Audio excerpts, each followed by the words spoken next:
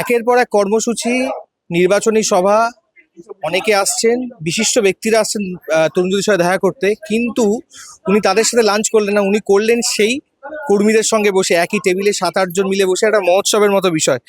প্রথমে একটা কথা বলি তরুণজ্যোতি, যে সকালবেলা থেকে তো বেরোনো, চাপ, এইসবের মধ্যে এই ডায়েটটা থাকছে, তরুণজ্যোতি নিজের স্বাস্থ্য কনসিয়াস। একসময় ছিলাম, লাস্ট 4 মাস ধরে স্বাস্থ্য কনসিয়াস ব্যাপারটা চলে গেছে। যখন ইলেকশন মোডে ঢুকে গেছি আমরা, মানে বেঙ্গল বিজেপি, তখন থেকে ফুডের নিয়ম কারণ থাকছে না। আমি লাস্ট জিমে গেছি হয়তো 6 মাস হয়ে গেল, 6 মাস আমার জিমে যাওয়া হয়নি। আবার জুন পর্যন্ত যাওয়া হবে না, এটুকু শিওর।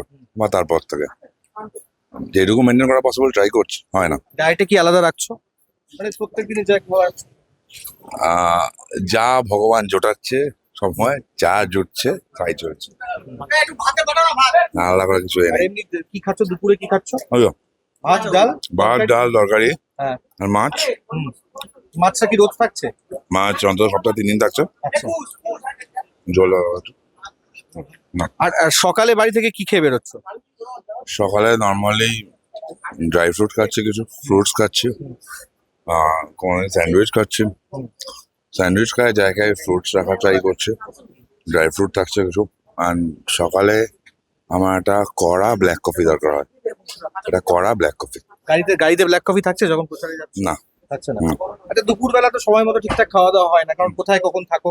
মানে এখানেই, এই যে যেখানে আমরা রয়েছি, মনমোহন ভবন, একদম বাগুইআটির মোড়ের কাছাকাছি, সেখানে কি রোজ এসে খাওয়া হচ্ছে? মানে হ্যাঁ, রোজই খাওয়া হয় এখানে, রোজই খাওয়া হয়। আমি ইনফ্যাক্ট এটাও বলতে পারি, রাতের খাবার কখন হয় কি হয় না ঠিক নেই, লাঞ্চটা সবারই হয়, একসাথেই হয়। আজকে আমাদের সবাইকে আমি ডেকে গেছিলাম এখানে একসাথে লাঞ্চ করবো বলে। পরে আমার দলেরই অনেকজন এসছেন, আমি তাদেরকে অনুমতি নিয়ে আসলাম। সবাইকে আমি ডেকেছি, যদি আমি একসাথে লাঞ্চ না করি খারাপ হবে, আমাকে একটু এক্সকিউজ করুন বলে, ঠিক আছে করে নাও। রাত্রেবেলা বাড়িতে কি মায়ের হাতে রান্না খাওয়া হচ্ছে না হচ্ছে? এখানে একটা দুঃখের ব্যাপার আছে। এখন আমার স্কুলে না, মর্নিং স্কুল ছিল, সকালবেলা খাওয়ার মা রেডি করে দিত। স্কুল থেকে ফিরতাম, গরম গরম খাবার পেতাম। সকালে স্কুলের টাইম যখন পিছালো, ভাত খেতেও দিতে যেতাম, তখনও ভাতটা জুটে যেত। বাট লাস্ট 7 years মা হচ্ছে ডিমনেশিয়া পেশেন্ট। মা চেনে আমাকে, যে একে আমি বাড়িতে কোথাও একটা দেখি ওইভাবে, মানে আমি কে সেই পরিচয়টা মা জানেন না। তো ওই জায়গাটা খারাপ লাগা থাকে একটা। বাবাকে হারিয়েছি 19-এ, তারপর ওনার অবস্থা এরকম। মা চেনে সামহাও, হয়তো দেখলে বলে বাড়ির মধ্যে দেখি যাচ্ছি এদিকে আয়দা স্যার, কাকে ডাকছে কেমন ডাকছে উনি জানেন না। ঠিক আছে, ওটা মিস করি, আমি জানি আশীর্বাদ অলওয়েজ আছে।